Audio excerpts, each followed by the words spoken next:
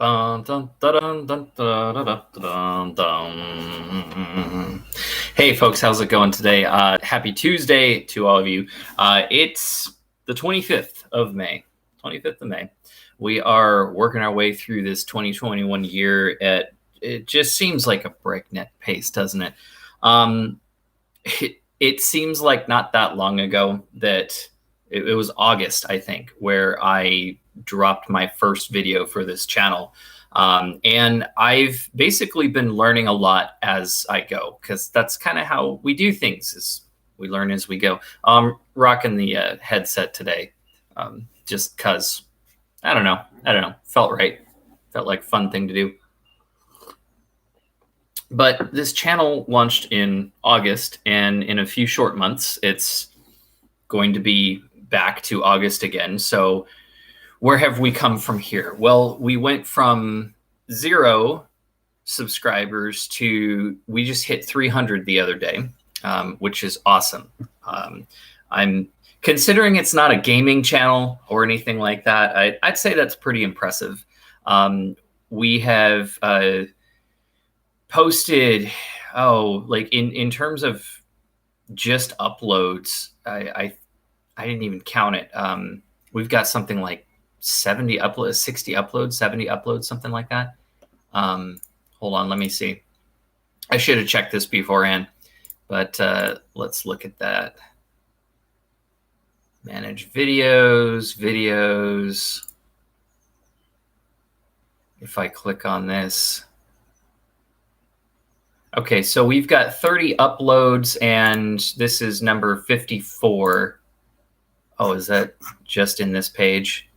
35 uploads. We've got 35 video uploads, and then a whole bunch of live. So it's got to be at least 70 at this point, if you're counting all these daily live streams, which I do, because stuff goes into them. But man, this is turning into a fun adventure. When I started this out, one of the reasons why I wanted to start this channel was, for one of the personal reasons, was to build up something that I'm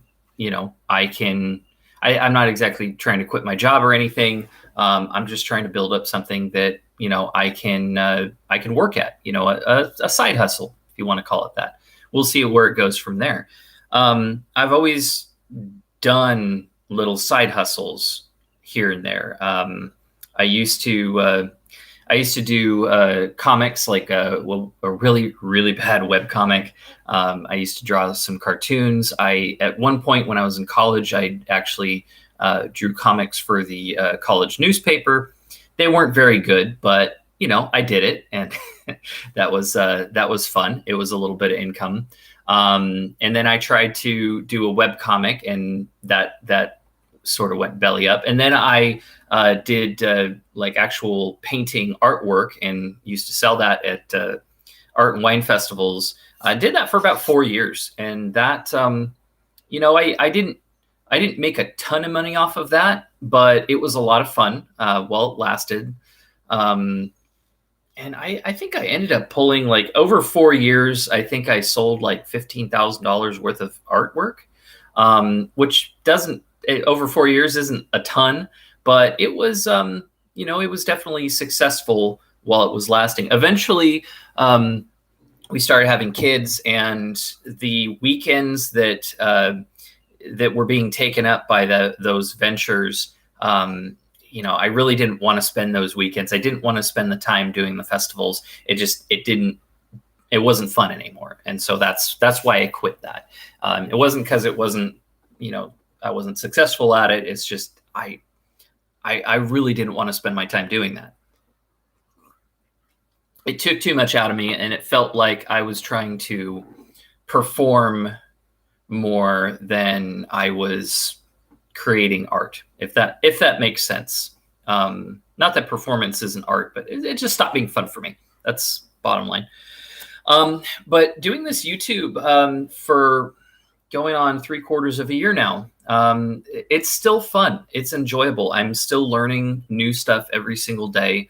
And that was kind of one of the reasons why my painting stalled out, is because I didn't have that passion to continue learning new things.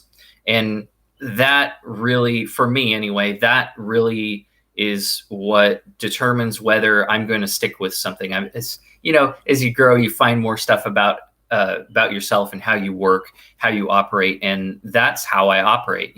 I have to keep continuously learning new things and experiencing new stuff in order for me to keep my interest. I know I've talked about this before in this vlog, but that's how I operate. And it's not about me. It's, if you're listening to this and you're like, oh yeah, I kind of drop off of I'll start something and not finish something. I wonder why that is. Well, maybe my experience can help inform yours. So I'm not just trying to talk about myself and be it the Mr. Lauer show, although it's kind of the Mr. Lauer show. Okay, idea for a new vlog, the Mr. Lauer show. All right, okay, write that down. Somebody clip that. But for me, anyway, and maybe this applies to you, I've got to keep learning new things. And so that's one reason I think why I've stuck with my woodshop teaching job for so long. I've said it before. I didn't start off, have I told you guys the story of how I became a woodshop teacher? I don't think I did. I don't think I really did. Well, we might have to do that later this week. But I started off as a woodshop teacher. I didn't set out to be a woodshop teacher or a woodworker or anything. It was an opportunity that fell into my lap. Almost dropped my pen there. It was an opportunity that just kind of dropped out of space, and I took it, and I didn't like it at first, but there was a real opportunity to continue learning and growing. And every single year, this field of woodworking and woodshop and DIY and maker stuff and, construction and art, there's just so much new stuff every single year. I'm learning new things and trying new things out, trying new projects. And that, I think, is the primary reason why I've stuck that out for, we're finishing up year 11 working at this at this job in this particular position. We're going on year 12 next year, which is crazy. That's such a long time when you think about it. 12 years, going on year 12, teaching in the same position, basically the same classes, keeping it fresh every single year. It's been a lot of fun. And so starting this YouTube, it's almost a year in, I'm still learning new stuff. And like just last night, I was working on some video work, and I was running into, I'm trying to make like the little pop-up follow me on Instagram thing, just making a little graphic that I can throw in there so I don't have to say, hey, follow me on Instagram. By the way, if you want to follow me on Instagram, link in the description below.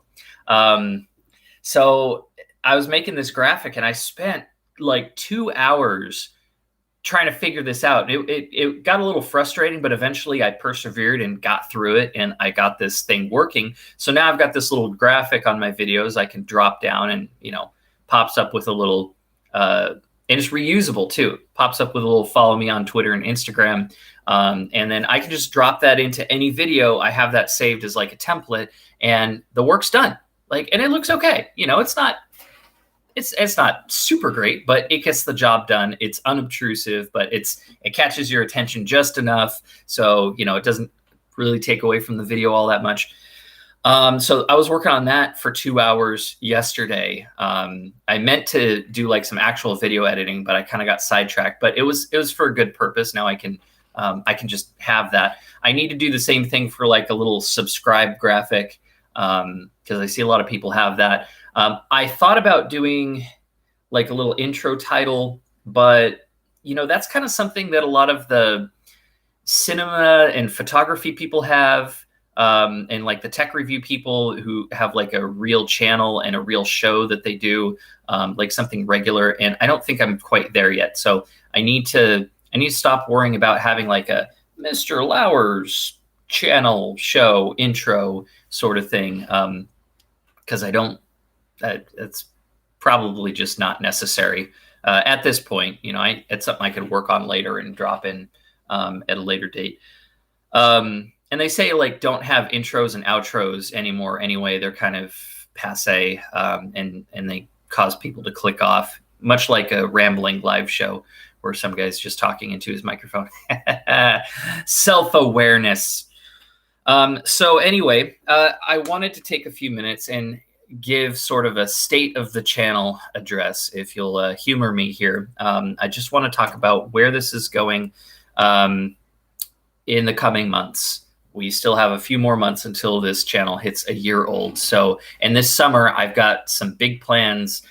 We have lots of projects coming down the pipeline. I know it's been a while since I posted the last video, but it doesn't mean I'm not working on stuff. In fact, let's talk about videos first. So my one of my next biggest videos that is coming out is actually a safety video. And I was really agonizing over like what type of content I wanted to have for this channel. You know, what am I going to work on for a project? How am I going to film it? And then I thought, Lauer, one of the things that you started this channel for, one of the reasons you started this channel, one of them is so that you can have videos that you can use in your classroom. Okay.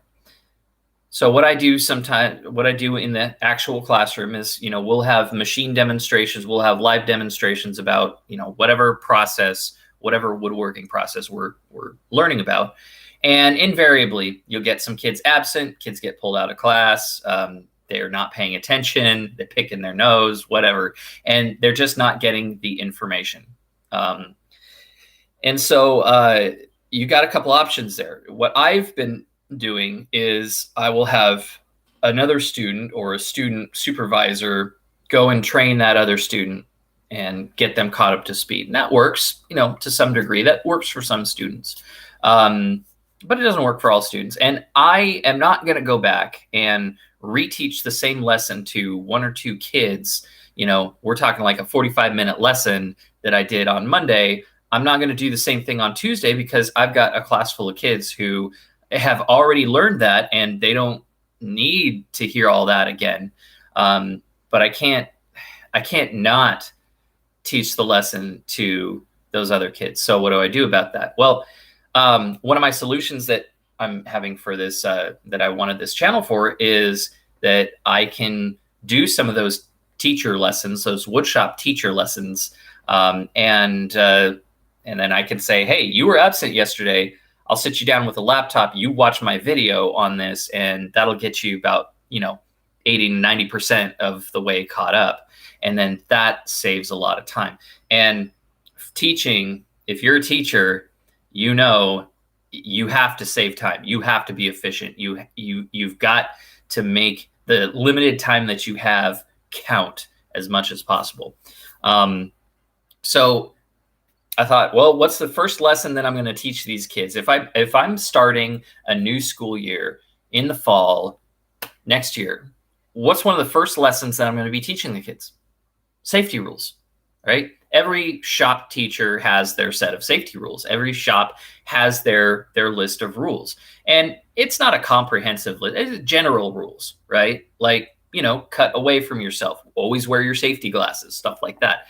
So I've had 15 shop safety rules for ages since I started that. And I've tweaked them a little bit. We used to have 25, and then that was hard for kids to remember. Well, they'd complain about it a lot. So I pared it down to 15, simplified it a bit. And so we've had 15 shop safety rules for a long time. And so I'm like, well, why don't I just do a video on my 15 shop safety rules? I did have to tweak it a little bit because some rules were like, you know, notify your instructor if X, Y, and Z. I'm like, well, this is sort of a generalized channel. You know, it's not specifically for my work. So I did have to tweak some of the rules a little bit, but it afforded me an opportunity to sort of review some of my safety rules. Like, how could I make these school safety rules apply to a general shop setting, like somebody in their garage? Because I'm not just trying to be the woodshop teacher to, you know, 100 kids in my school. I'm trying to be the woodshop teacher to everybody, students, people in their 20s, 30s, 40s, 50s, you know, stuff like that, 60s. Any 60-year-olds watching this? I don't know. Maybe. We'll see what the demographics look like in Google Analytics, YouTube Analytics. So I'm mostly finished with my safety video. I just have a couple little tweaks to go. I got to upload it and do all the tagging and description and stuff like that. Merch seems kind of silly coming down with merch when you've got 300 subscribers, but this is part of the overall business plan for this channel. I watch a lot of, sort of channel makers and think media channels, and it's thinking about your channel in terms of maybe you're not making this maybe this is not a full-on business right now, but it is going to be someday. So just trying to get the foundations laid for that. And aside from affiliate marketing, one of the ways that I want to grow this channel and make it a viable side hustle is merch. Not necessarily putting my face on a shirt and being like, hey, wear my face on a shirt, but I've been designing shirts and posters and things. In fact, my first safety video, I designed a full-on poster, a shop safety poster that's bright yellow, bright colors. You can't miss it. Like, it's something you see anyone walks into your shop, they can see it. And if you want to check that out, it's the first link in the description there. It's useful, right? A safety poster is something useful. It's not just a shirt with a slogan on it, right? It's something that you can actually put up in your space and remind yourself every single time. And that sort of opened the floodgates to, okay, well, we can do safety stickers, we can do safety magnets, things that you can put around your shop to, help keep you safe, or things that would be useful to you. So right now we're using the print-on-demand service Redbubble, which I got a couple shirts from there, which were, pretty decent quality for the price. Been happy with it. So, that's a plus. And then the poster, I went ahead and bought my own poster so I could put it up on my wall and show it off. And the print quality is really good on that. They have, I think the smallest size is like a 16 by 20, which actually is really huge. I kind of wish that they would make like some smaller posters, like picture size posters, but I'll have to see what the options are. So having merch available, and I've got like a whole list of ideas of things to, shop related, cool designs, and yes, some shirts, but none with my picture on them, like some actual, woodworking dad jokes, kind of stuff like that. So little bit of shirt design, trying to come up with some collections. This summer projects, there's going to be a lot of very interesting projects coming down the pipeline. Some of which we'll put on video, and some probably will just be chores around the house. But Mrs. Lauer and we were talking the other day about, what's our summer going to look like? We started planning out. We do have a little bit of rototilling to do in the backyard. We have one of those plastic inflatable style pools that we put up last year, and that was really great. The kids liked that. But we didn't really have it on a level ground, so we're talking about doing like a little hard packed sand area, just getting it nice and level for that pool to sit on. And then later, maybe over, I don't know, if not over the summer, then maybe like for next summer or next spring break or something, doing like a pergola in that spot. But just kind of making that patio first, and then later on, we can add a pergola, or we can add a structure there to just add a little bit more to our backyard, a little more shade, stuff like that. The neighbors and we've been talking about doing we have a shared fence, and it's pretty run down. So we're talking about what we're going to do for replacing that fence, big privacy fence. And so we're probably going to have a fencing project happening in a few weeks. Most likely we'll see. I'll probably video that, or at least portions of that, and upload that, because fences are always interesting. Fences are a great DIY project.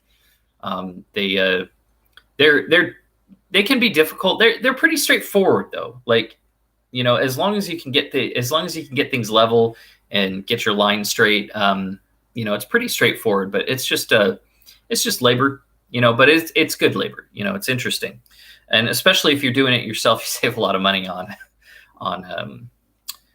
labor there. Other chores and projects.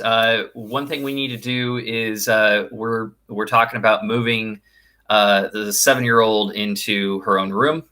So right now the kids share a room, and we have a guest room, which is great. But I think over the summer we're going to move them apart and put them in their own rooms. So we're talking about what we need to do to get that guest room up to snuff and get it ready for a kiddo. So that's going to involve we got to insulate some walls. So taking off some drywall and some paint and trim and things of that nature. So that'll make some good videos. And there was, side garden. So this will probably be over the winter, probably not over the summer, most likely. But after we do the fence, we have a side yard, which we don't really have lawn or anything. We live in California, and we're, you know, a lot of drought issues, stuff like that. So we're trying any landscaping we do, aside from like gardens that actually produce stuff, we're trying to keep it, you know, dry or natural, or local varieties of plants that, you know, can just kind of survive on their own. But one thing we're talking about is doing like a enclosed garden space on our side yard, which would be a good way to, you know, actually fill in that space. And my wife's been doing a lot of gardening and planting and, you know, outdoorsy stuff, which, you know, surprised me, but pleasantly. She's really been enjoying that. So I want to give her a garden space where she can just go crazy. And I think there's one or two other things that I'm forgetting here as far as chores and projects go. Website. So I talked about this a while ago, but my wife, she has a knitting blog. She's into knitting very much so. And so she's been doing regular posts on knitandnote.net. And if I remember, I'll put that in the description after this is over. But I am looking into starting my own website and having a blog there, because there's certain formats that work well for YouTube and certain formats that work better in like printed word in a blog. You can typically get a little bit more useful information out of a blog, and plus it's not like they're mutually exclusive. Like, you know, you can have a YouTube video that sort of showcases some stuff and then a blog post that goes into more detail. And so I think they can help complement each other and, you know, have a little, you know, just reach a wider audience that way. So over the summer, I'm looking into starting up a website. Again, I used to have a website for like comics and stuff and art for a while. And then I just kind of let that lapse. And but I think I'm going to be starting that up again. Maybe. Don't hold me to that. We'll see. So anywho, that is the state of the channel so far. It's been a wild ride, about 3/4 of a year. We're coming up on the channel's first birthday here in a couple months. So it's been exciting so far, and the future is looking just as bright. All right, guys. I won't see you tomorrow because tomorrow's Wednesday. We take a break on Wednesday, but I will hopefully see you on Thursday. Have a good one.